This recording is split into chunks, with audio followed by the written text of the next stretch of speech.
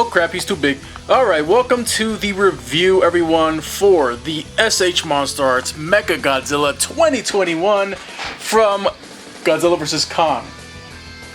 This guy is pretty big, and took a little while for me to want to gain up the courage to review this guy, but we do got to talk about him eventually.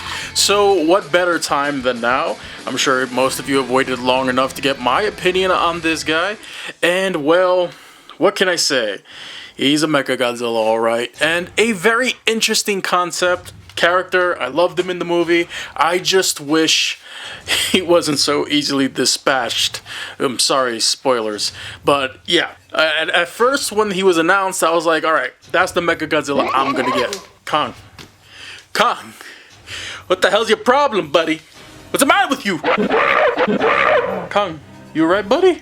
You sick over there? Did you drink too much last night? You stupid monkey. Before. Screw the Playmates ones, Bandai's, and whatnot.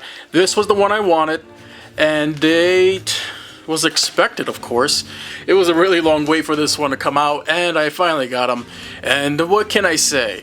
He's a very nice looking MechaGodzilla. Granted, all things considered, there are some issues with this figure that need to be addressed in this review, and I'll get into somewhat detail with them. However, you know, your mileage will vary. First off, we gotta talk about the paint details and sculpt and the presentation of this guy, because holy hell, this thing must have been a nightmare for Tamashii Nations to sculpt, because look at all the details in this guy.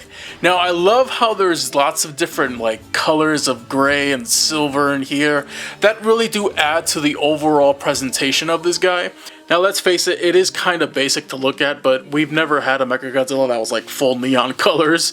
So it was to be expected that this guy is mainly gray and silvers here, but there are lots of nice uses of metallic silvers, grays, light grays, metallic grays, even though dark gunmetal grays throughout the entire figure that you'll see in these photos. What little use of color there is effective. However, I must say, besides the eyes, which look good, in my honest opinion, they couldn't really screw these up, right? Because they're known for screwing up eyes, but at least not with this MechaGodzilla, because they're just red. And just look at how he peers into your soul. What a creepy guy. So yeah, I really do like the rest of the body. There's lots of different compartments here and so much sculpted detail on this figure that really does shiver me timbers. He looks beautiful. Absolutely beautiful. What a mechanical nightmare. And as I said before, the use of red is very minimal. You're mostly going to get it in the dorsal fins in very small spots. Not a lot of uses of red, unfortunately. I do feel that this guy could have used some more paint in that regard. Or maybe an eventual repaint down the road. Maybe a Final Battle Shanghai version with some translucent red dorsal fins would be hot. But other than that, he is pretty basic in terms of paint, but the details in the sculpt are where it's at with this guy. And much like MechaGodzilla itself, it fired on all cylinders. And I can't really complain. The detail on the body is second to none, and just goes to show why Tamashii Nations is the top of the food chain. Now, it's the articulation that really needs to be talked about here, because this guy has it. However, there are limitations, and everybody's gonna have a different experience with their MechaGodzilla. Some good, some bad, some you might not have to be as worried about, but we're gonna talk about it a little bit here too. So in terms of the head, he's got a series of ball joints in that head and neck, which allow him some great movement. You can actually have him look down, you can even have him look straight on, or you can have him look up. And his mouth does indeed open wide. So you can really have him, you know, like yelling at somebody in the face. Now moving on to the arms. Lots of good articulation here with the arms. Mine have what seemed like a butterfly joint to a certain extent. Wasn't expecting it, but it's nice and it's welcomed because of how this guy's arms are kind of gorilla-like in a way. But anyways, yeah, the arms do look good. The shoulders, do float up, and you do get some movement up here with that hinge. And you could even rotate this all the way around, which is nice. The elbow, freaking nightmare out of the box. This guy was tight as hell, and I kid you not, it's still tight. You might want to use some no, don't use hot water. This guy has die cast in him. Use some type of oil or lubricant to get that joint to move a little easier for you if you need to. Me, I just kind of worked with it until it started moving a little easier, so you can have it straight out like that. I mean, you can rotate it all the way around. And for the wrist, it's on a ball joint. The hand is detachable. We'll get into that in the accessory department. Oh, yeah, about that. Originally, I thought I broke that, but we'll get back to this in a minute. So we're gonna pop that sucker back on there. You know, you show 'em, bitch. All right. Like I said, for the torso, you're not gonna get much in terms of articulation for that. Let's look at these thighs, these legs, because what you got here is some craziness, some over-engineered craziness. Now, in this case, they wanted to be accurate as possible, and well, they did, but to the detriment of this figure. As you can see here, these pistons, they work like real pistons. And the problem with that is that some people have been snapping their pistons. Some of them came out of the box like that in Super Mario Zilla's case, and some have decided to remove their pistons, as is the case with Steven's Toy Reviews. So definitely check out their respective videos for more information about whether yours is broken or whether you want to remove them. I'm keeping mine in for the time being until the inevitable. I probably should remove them, honestly, though. I kind of like how they look, but you know, maybe I'll learn the hard way and they'll snap at some point. Anyways, moving the leg upwards, we can get MechaGodzilla to kick forward about that much. That's a good amount, right? And whether or not you think this piston's broken, it's not. It's just kind of there. It'll just look like it's connected to something, but it really isn't. For the leg, you can actually get it to move back. Well, I mean, relative to the other leg, you can get it to move back around that much. Which isn't a lot, but like I said before, the pistons, man, they will limit your articulation somewhat, so if you do want to remove them, I'm not going to blame you if you do. Me, however, I kind of want to keep them in there for the time being. You can spread them out that way, which is nice. Oh no! Look what it is! More pistons! Uh-oh. Are those going to snap? Probably not if you aren't a monster. But yeah, those pistons do indeed work. They look great. They function like pistons probably should. And you can straighten out that leg if you want for a MechaGodzilla. Or you can get it to bend back. That is about the extent of how far those legs will go, because the mechanics and the sculpt kind of bumping into each other. And for the feet, what do we got for the feet?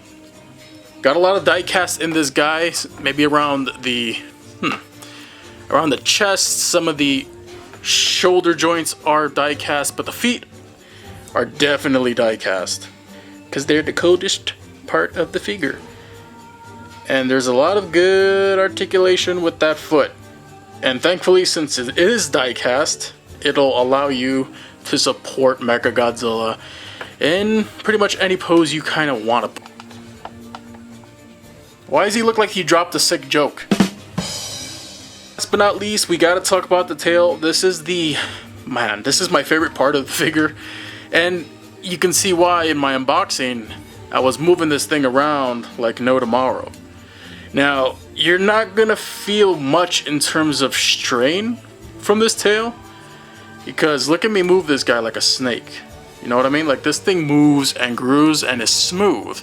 However, it's been brought to my attention that there are a series of small ball joints in this tail, and some people have just been snapping these tails.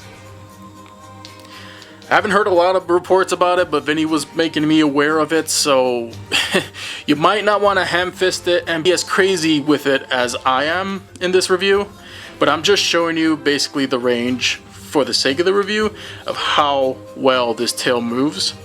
One thing you definitely don't want to do is have him resting on the tail. Have the tail suspended. Let the die-cast feet and the weight of the figure rest on those feet, not the tail. So that way, the tail doesn't have any stress fractures and doesn't, snap on you over time. Alright, so in terms of articulation, I gotta give him solid remarks here. I like how this guy moves, however, there are issues, like I said, with those pistons and possible breakage with the tail, so you might want to be careful with that. Now, before we get to accessories, we gotta talk about the little hidden compartments in this guy, because there are two that I know of. These shoulder parts, I can't get that out. I need something fine. No, I'm not talking about myself. Aha! You see, be careful with that. You don't want to scratch the figure now. Don't be stupid like I was just there. Look! Missile compartment! Bump it into that stupid building. It's gonna piss me off. More missile compartment! Oh, no, they didn't. Yup, missile compartments. So this is cool.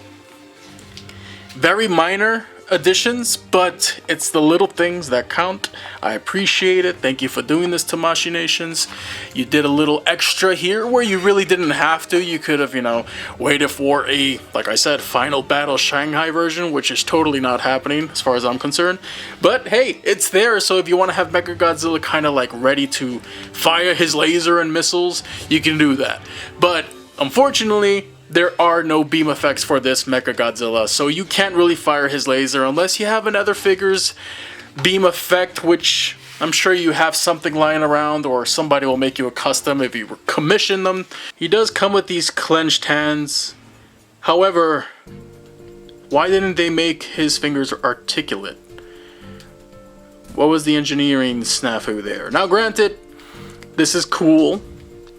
And it's actually pretty cool when you realize that, no, I did not break the fingers off my MechaGodzilla in the earlier portion of the video. Those can actually detach. You can detach these clenched fingers, snap them up on there, and look, customization, baby.